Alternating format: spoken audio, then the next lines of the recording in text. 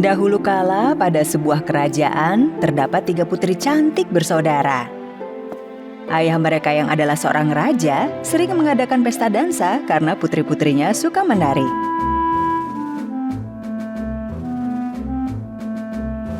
Putri pertama dan kedua pandai menari dengan indah.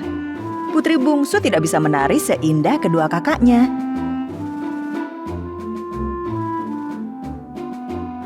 Kau harus bisa menari lebih anggun dari itu, Mia. Putri bungsu tidak dapat menari dengan anggun meskipun ia sangat ingin bisa menari.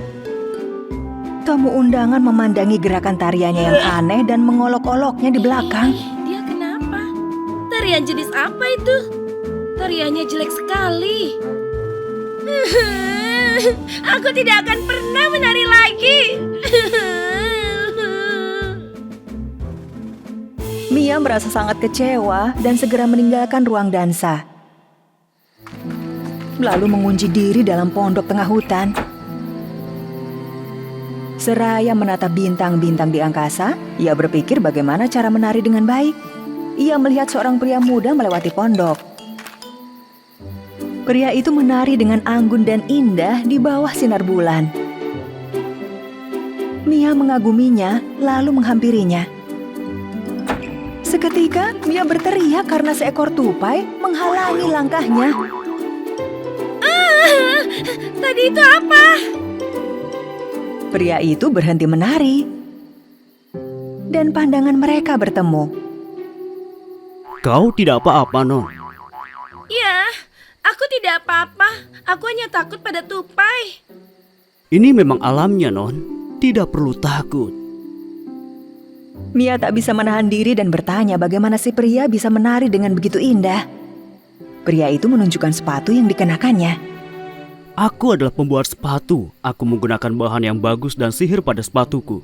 Itu sebabnya aku dapat menari dengan bebas di antara pohon setiap malam. Tidak dapat kupercaya. Aku memang membutuhkan pembuat sepatu sepertimu. Si pembuat sepatu mengambil 3 pasang sepatu ajaib dari dalam tasnya dan meletakkannya di hadapan Mia.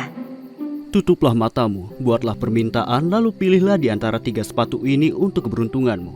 Tapi ingatlah, setiap sepatu punya aturannya sendiri. Jika kau tidak menuruti aturannya, sepatu itu bisa melakukan sihir apapun pada dirimu. Mia segera memejamkan mata. Sementara si pembuat sepatu diam-diam mengubah posisi sepatu ajaib yang mana yang akan Mia pilih. Sekarang kau bisa memilih pasangan sepatu ini. Oh, semoga aku bisa menari dengan indah di lantai dansa. Mia menunjuk sepatu berwarna merah lalu membuka matanya. Ini adalah milikmu sekarang. Tapi jangan lupa, kau hanya boleh memakainya ketika kau lihat cahaya bulan. Jika tidak kau patuhi, kau tidak akan bisa melepaskan sihir itu lagi. Dan itu aturannya. Mia dengan gembira mengambil sepatu itu dan segera pulang ke istana. Kedua kakaknya terkejut melihat adik mereka Mia terlihat bersemangat dan ceria. Mia, kenapa kau terburu-buru? Apa itu di tanganmu? Bukan apa-apa. Semua orang berkumpul di aula istana dalam acara malam pesta dansa. Kedua kakak Mia mulai menari dengan indah dan anggun seperti biasa dengan mengenakan gaun yang sangat cantik. Putri bungsu Mia mengenakan sepatu ajaib yang didapatnya dari tukang sepatu, lalu menari di lantai dansa. Tariannya begitu indah, ia dapat mengikuti irama lagu yang terdengar hingga tamu dan kedua kakaknya terlihat kagum padanya. Iya, keren sekali. Wow, luar biasa. Hebatnya. Spektakuler. Sungguh Sungguh indah anggun. sekali. Luar Tariannya sungguh biasa. indah. Wow, hebat. Mia menari dengan sangat anggun, tapi ia lupa pada aturan yang disampaikan si pembuat sepatu. Karena tak terlihat bulan purnama di langit, kala Mia menari, berangsur tubuhnya raib tak terlihat. Hanya sepatu ajaibnya yang terlihat menari. Seketika orang-orang di lantai dansa mulai berteriak dan berhamburan keluar. Kau lihat itu kan? Oh Tuhan. Mia menghilang. Mia membuka matanya saat didengarnya orang-orang berteriak, namun ia tak menyadari apa yang terjadi. Saat berdiri di depan cermin besar di ruang tengah, ia hanya dapat melihat sepatu merah yang dipakainya. Dirinya tak terlihat. Aku tidak terlihat. Aku lupa mematuhi aturan dari sepatu ini.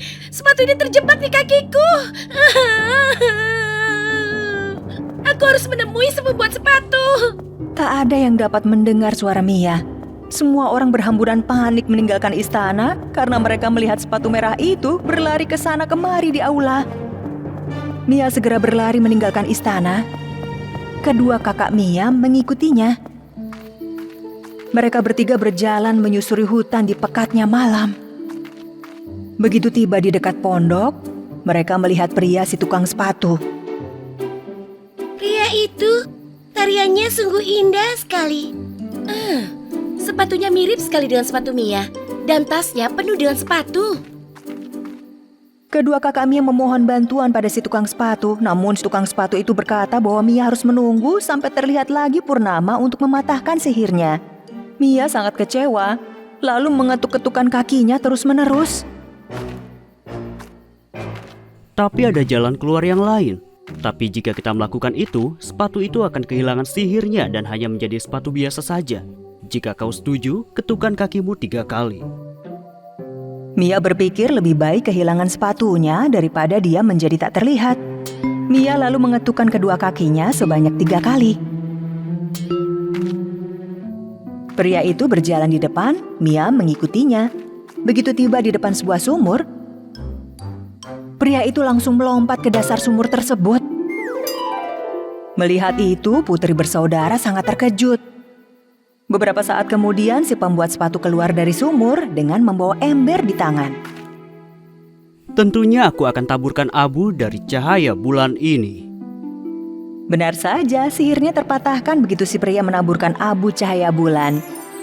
Tubuh Mia mulai terlihat kembali.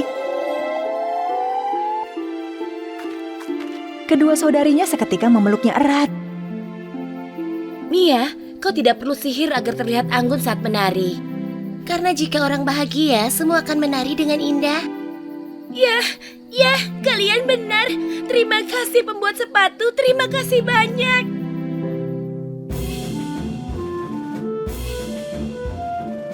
Sejak saat itu, Putri Mia menari dengan gayanya sendiri, seperti yang diinginkannya.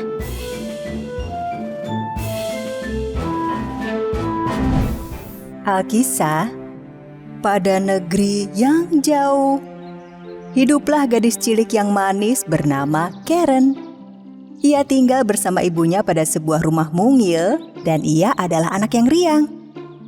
Ia selalu bertanya pada ibunya segala sesuatu yang ingin diketahuinya. Bu, cahaya-cahaya kecil di langit itu apa? Itu adalah bintang, Karen. Tiap orang yang hidup di bumi akhirnya berubah menjadi bintang dan bersinar di langit selamanya. Karen hanya punya sebuah mainan, satu pakaian, dan sepasang sandal kayu yang dipakainya jika pergi. Sandal kayu buatan ibunya itu tidak nyaman. Namun, hanya sandal itu yang ia punya. Suatu hari, ibu Karen jatuh sakit. Karen harus pergi ke kota membeli obat untuk ibunya. Di tengah perjalanan, ia menemukan sepasang sepatu merah dalam kotak di pinggir jalan. Sepatu itu berkilau indah, sehingga Karen terdorong untuk membawanya pulang. Lihat, Bu, aku menemukannya di pinggir jalan. Bagus sekali kan? Pas untukku. Bisa saja itu milik seseorang, Karen. Kau harus segera mengembalikannya.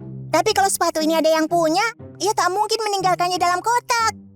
Mungkin pemiliknya tak sengaja menjatuhkannya. Pastinya jangan sampai jatuh. Aku yang menemukannya. Jadi milikku sekarang. Sayang, dengar ibu baik-baik. Mungkin ibu belum bisa membelikanmu sepatu baru sekarang. Tapi ibu tak mengizinkan kau memakai sepatu milik orang lain.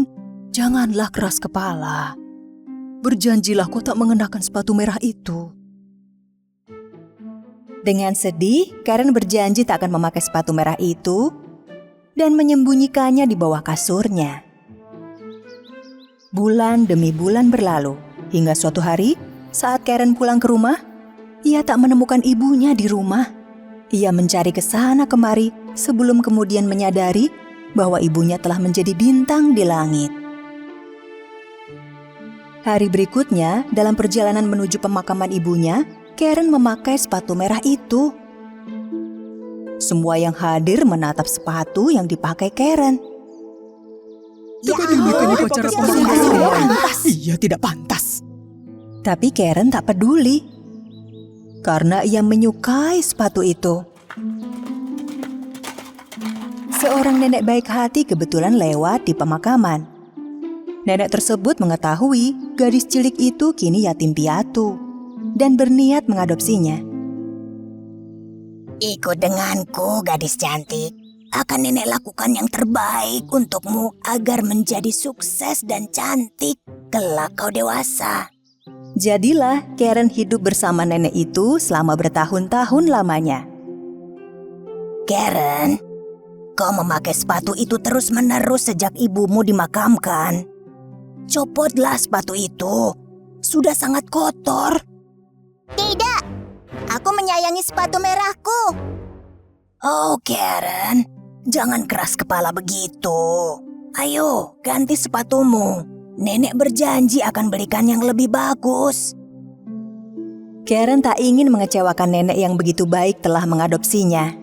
Sehingga akhirnya ia lepas sepatu merah itu dan membuangnya.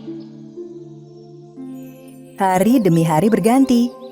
Suatu hari saat Karen bermain di kamar barunya dengan baju dan mainan baru, nenek membelikannya sepasang sepatu baru. Tapi Karen tak menyukai sepatu itu. Tapi warnanya biru. Jelek sekali. Aku tak menyukainya. Tahun-tahun berikutnya, Karen sangat merindukan sepatu merahnya. Ia tumbuh menjadi gadis yang cantik. Namun sifat keras kepalanya tak berubah. Bahkan saat sang nenek membelikannya hadiah. Aku tak mau memakai benda ini. Tapi nenek merajutnya untukmu. Aku tak mau makanan ini. Buatkan aku kentang goreng. Paling tidak makanlah sedikit, sayang. Sang nenek merasa lelah dengan sikap pilih-pilih dan keras kepala Karen. Namun tetap membuatkannya kentang goreng. Begitu nenek masuk, Karen melepas sepatu birunya yang sudah terlalu sempit. Lihat, Nek. Semua barang milikku kekecilan sekarang. Aku sudah dewasa. Ya, ayolah kalau begitu. Kita beli baju dan sepatu baru untukmu. Lalu, sang nenek dan Karen pergi ke toko. Oh, lihat. Mirip sepatu merah kesayanganku. Aku harus memilikinya. Ayo beli yang ini. Karen, kau tak butuh sepatu merah mewah. Kau perlu sepatu yang tampak sopan kau kenakan. Misalnya jika kau kelak menghadiri pemakaman. Nenek hanya mampu membelikanmu sepasang sepatu. Kita beli sepatu hitam, lalu pulang. Nenek sudah lelah. Aku tak peduli. Jika nenek tak membelikan 2 pasang sepatu, aku bertelanjang kaki saja mulai saat ini. Ah, gadis kecil. Andai saja kau tak keras kepala. Nenek membelikan sepatu hitam untuk Karen dan menghabiskan sisa uangnya untuk membelikan Karen sepatu merah berkilau itu juga. Mereka harus pulang berjalan kaki. Kaki sang nenek terasa sakit selama perjalanan dan ia tak sanggup mengikuti si manja Karen. Dan Karen tak peduli. Ia berjalan pulang mengenakan sepatu merahnya. Satu hari, nenek mengatakan pada Karen bahwa mereka harus hadir pada pemakaman di kota. Karen, pastikan kau memakai sepatu hitammu. Kalau tidak, kau akan dianggap tidak sopan di pemakaman. Karen menatap sepatu hitamnya di kamar, lalu menatap sepatu merah itu juga. Ia memilih memakai sepatu merah. Kala meninggalkan rumah, ia menutupnya dengan gaun. Sehingga nenek tak melihat sepatunya. Namun di pemakaman, semua orang melihat sepatu Karen. Berkilauan di bawah gaunnya. Mereka membicarakan Karen dan sepatu merahnya di pemakaman. Dan betapa tak sopannya yang mengenakannya. Begitu gunjingan mereka sampai ke telinga sang nenek, ia menjadi marah. Karen, kau tak dengar apa kata nenek? Dan memakai sepatu itu lagi. Kau ini keras kepala, Karen. Tunjukkan rasa hormatmu. Seorang bangsawan muda nan tampan kebetulan lewat dan terpesona dengan kecantikan Karen. Ia mendekatinya dan berlutut lalu memberikan pujian padanya. Oh, kau sangat cantik dan begitu lembut memakai sepatu indah ini. Tuanku, kau membuatku tersipu. Kau pasti pandai berdansa. Aku mengundangmu untuk hadir pada pesta dansa di istana malam ini. Datanglah. Begitu gembira dengan tawaran bangsawan itu, Karen mulai menari. Namun beberapa saat kemudian, ia tak dapat berhenti menari. Mengapa aku tak bisa berhenti menari? Apa yang terjadi? Oh. Karen meninggalkan sang nenek dan bangsawan itu tatkala ia menari. Karen, kembalilah. Meski beberapa saat sang bangsawan mengejarnya, ia akhirnya kehilangan Karen. Sepatu merahnya menjadi lebih keras kepala daripada Karen sendiri. Sepatu itu membawanya hingga ke puncak gunung dan membuatnya terus menari siang malam selama 3 hari. Kaki Karen terasa sangat sakit, sehingga ia berteriak tiap kali melangkah. Meski terjatuh di lumpur dan duri-duri tajam menancap, sepatu itu tetap menari. Cukup. Aku sangat lelah. Aku tak akan bersikap keras kepala lagi. Aku berjanji. Berhentilah. Tolong berhentilah. Berhenti. Begitu Karen berjanji tak akan keras kepala lagi, sepatu merah terlepas dari kakinya dan Karen terjatuh ke tanah. Sepatu merah itu terus menari tanpanya. Karen menemukan tongkat dan pulang dengan berjalan pincang kesakitan. Kakinya sakit sekali. Ia menangis bahagia begitu melihat rumahnya. Sang nenek menyambutnya di depan pintu. Mereka pun berpelukan. Aku tahu aku keras kepala. Namun aku berjanji tak akan seperti itu lagi, Nek. Begitu Karen mengubah sikapnya, keadaan menjadi lebih baik. Satu hari, seseorang mengetuk pintu. Ia adalah sang bangsawan tampan. Karen, akhirnya kita bertemu. Aku berusaha mengejarmu, tapi kau menari begitu cepat. Bagaimana kau melakukannya? Karen gembira melihat kehadiran bangsawan muda nan tampan itu. Saat itulah cinta Karen dan bangsawan muda bersemi. Begitu meninggalkan sikap keras kepalanya, Karen hidup dengan lebih tenang dan bahagia.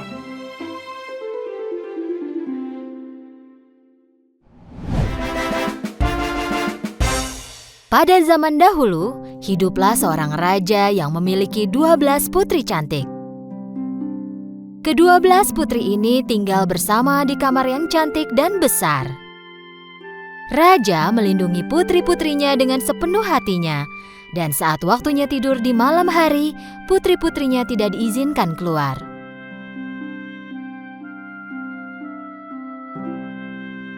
Tapi setiap pagi, mereka bangun dengan keadaan yang sangat aneh. Sepatu para putri terlihat rusak seolah-olah mereka menari semalaman. Raja harus membelikan sepatu baru setiap hari. Tetapi keesokan harinya, sepatu tersebut selalu rusak. Raja atau anak buahnya di kastil tidak dapat memecahkan misteri sepatu itu. Bagaimana ini bisa terjadi? Bagaimana sepatu baru menjadi rusakannya dalam waktu semalam? Yang mulia, kami tak bisa mengerti. Akhirnya Raja berkata, Siapapun yang memecahkan misteri tentang sepatu putri-putriku dapat menikahi putri pilihannya, menjadi menantuku, dan akan menjadi raja setelah aku mati nanti. Tetapi dia hanya punya waktu 3 hari 3 malam untuk memecahkannya. Jika tidak, dia akan dipenjara seumur hidup. Banyak pemuda di kerajaan itu dan bahkan pangeran dari kerajaan lain datang ke kastil. Mereka menjaga pintu kamar 12 putri. Tetapi setelah beberapa hari, tak seorang pun yang dapat memecahkan misteri itu. Dan sepatu putri terus-menerus rusak dalam semalam. Akhirnya, seorang pemuda berhati baik ingin mencobanya. Dan dia pun pergi ke kastil. Di tengah jalan, dia bertemu seorang nenek kumal yang terlihat sangat miskin. Nak, aku sangat lapar. Maukah kau memberiku sepotong roti?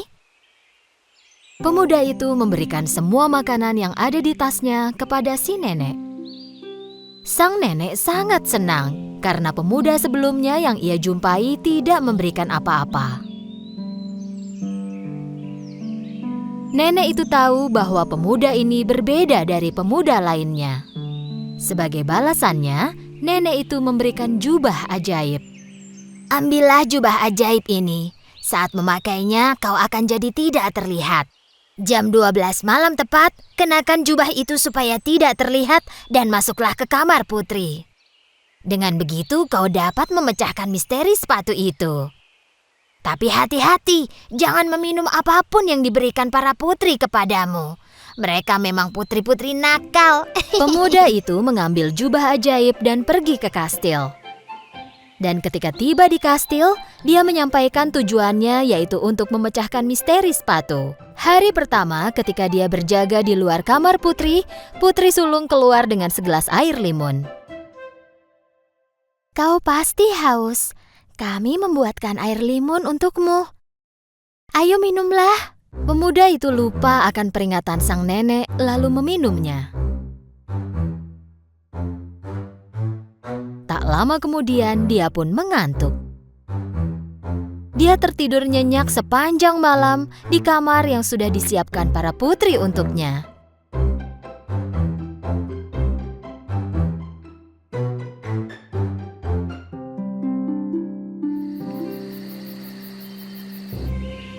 Ketika pagi datang, pemuda itu bangun dengan panik. Aku seharusnya memakai jubah ajaib dan masuk ke kamar putri. Pada malam kedua, pemuda itu berjaga lagi di depan kamar putri. Kali ini putri lainnya keluar dengan membawa segelas jus. Pemuda itu sangat haus ketika berjaga dan menunggu malam semakin larut. Tanpa berpikir, ia pun meminum semua jus yang diberikan kepadanya. Dan tentu saja, dia pun tertidur lagi. Keesokan paginya saat bangun, ia pun ingat pesan sang nenek. Hati-hati, jangan minum apapun yang diberikan putri kepadamu. Pasti ada obat tidur dalam minuman yang diberikan putri itu. Pada saat itu raja mendatangi sang pemuda. 2 hari berlalu dan kau masih belum memecahkan misteri sepatu itu.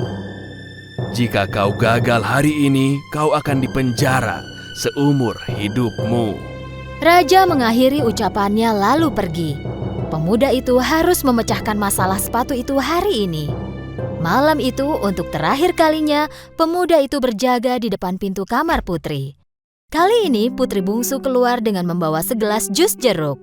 Tetapi sang pemuda sekarang sadar, dia mengambil gelasnya, mengucapkan terima kasih kepada putri. Dan ketika putri itu pergi, dia membuang jus jeruk itu ke pot di sampingnya. Kali ini dia berdiri tegak. Malam semakin larut dan tengah malam pun tiba. Pemuda itu memakai jubahnya dan dia segera menjadi tidak terlihat. Perlahan dia membuka pintu dan tidak percaya pada apa yang dia lihat. Semua putri mengenakan pakaian dansa tercantik mereka. Rambut tertata dan wajah dirias cantik sambil mengenakan sepatu baru. Coba lihat apakah pemuda di depan pintu itu sudah tidur? Salah seorang putri membuka pintu dan melihat keluar. Dan putri lainnya menempelkan telinganya ke dinding. Pada saat itu, sang pemuda tahu dia harus mengeluarkan suara mengorok.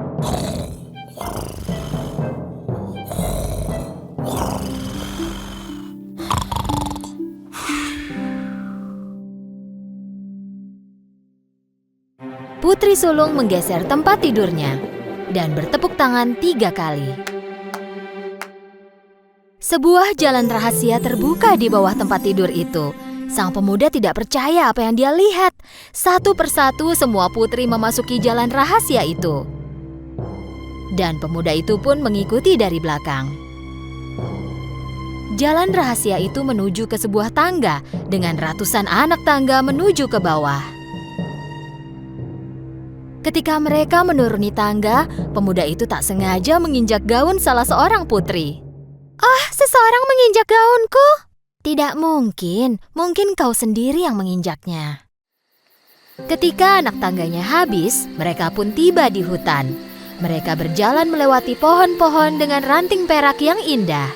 Pemuda itu mengambil sebuah ranting dan terus mengikuti putri. Setelah berjalan lama, mereka berhenti di tepi sebuah sungai. Di sungai itu, ada 12 perahu berbentuk angsa dan di dalamnya ada 12 pangeran yang menunggu para putri. Para putri menaiki perahu dan pemuda itu naik ke perahu terakhir. "Perahu ini seperti lebih berat dari biasanya, seperti ada tambahan orang di atasnya. Aneh." "Oh, berhentilah bermimpi." Setelah menyeberangi sungai, mereka tiba di sebuah kastil besar yang berkilau. Dan mereka dapat mendengar suara musik mengalun dari dalam kastil. Saat melihat melalui jendela, pemuda itu melihat banyak orang menari. Begitu mereka memasuki kastil, para putri pun mulai menari. Mereka tak pernah terlihat lelah dan terus menari. Tentu saja, sepatu mereka mulai rusak. Sang pemuda tidak kuasa menahan lapar lagi. Jadi dia mengambil sepotong kue di meja dan mulai makan. Putri bungsu melihat hal ini. "Hei, kueku! Melayang seperti ada orang tak terlihat memakannya." "Sudahlah, jangan bicara ngawur." Pemuda itu mengambil cangkir emas dari meja tanpa ada yang memerhatikan. Para putri menari sampai pagi. Para putri menaiki perahu, menyeberangi sungai. Berjalan menembus hutan, menaiki tangga yang sangat panjang, dan akhirnya kembali ke kastil. Tetapi sepatu mereka sudah rusak seperti biasanya. Pemuda itu sangat senang karena akhirnya dapat memecahkan misteri sepatu yang rusak.